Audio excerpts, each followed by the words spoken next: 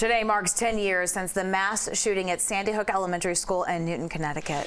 20 children and 6 educators were murdered by a man using an assault rifle. Since then, there have been more than 4,000 mass shootings in the United States. CBS 4's Nikki Batiste sat down with 2 parents who each lost a child and are fighting to make schools safer.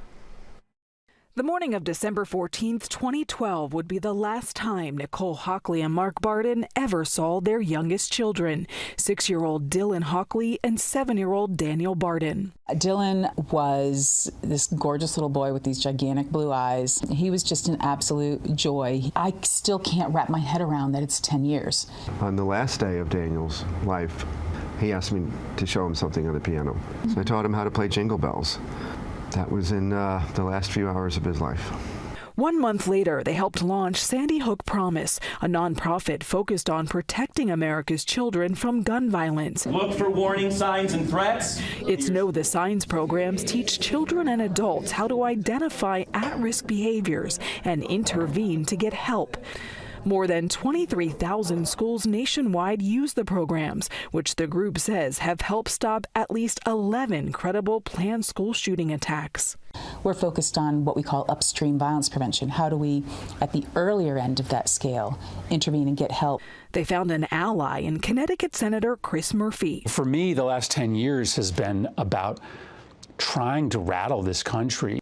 A new study shows the U.S. has reached its highest number of gun deaths in nearly 30 years, with a recent 20% jump.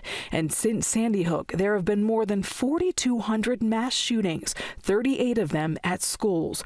Earlier this year, the bipartisan Safer Communities Act was signed into law, 1 month after 19 students and 2 teachers were murdered at Robb Elementary School in Uvalde, Texas. Find a path forward here. Murphy and Republican Senator John Cornyn from Texas wrote the legislation. It's the most significant gun-related law in 30 years and includes enhanced background checks for people 18 to 21. It also invests money in mental health resources and red flag laws, which led authorities to take guns from people deemed dangerous. Is it enough? It doesn't solve the epidemic, but it saves thousands of lives. Has your work and this journey you took on together helped in the healing process? That's a tough one.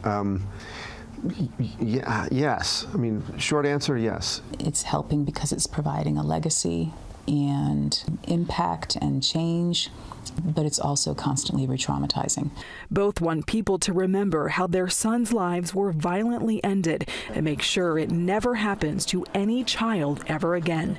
Nikki Batiste, CBS News, Newtown, Connecticut.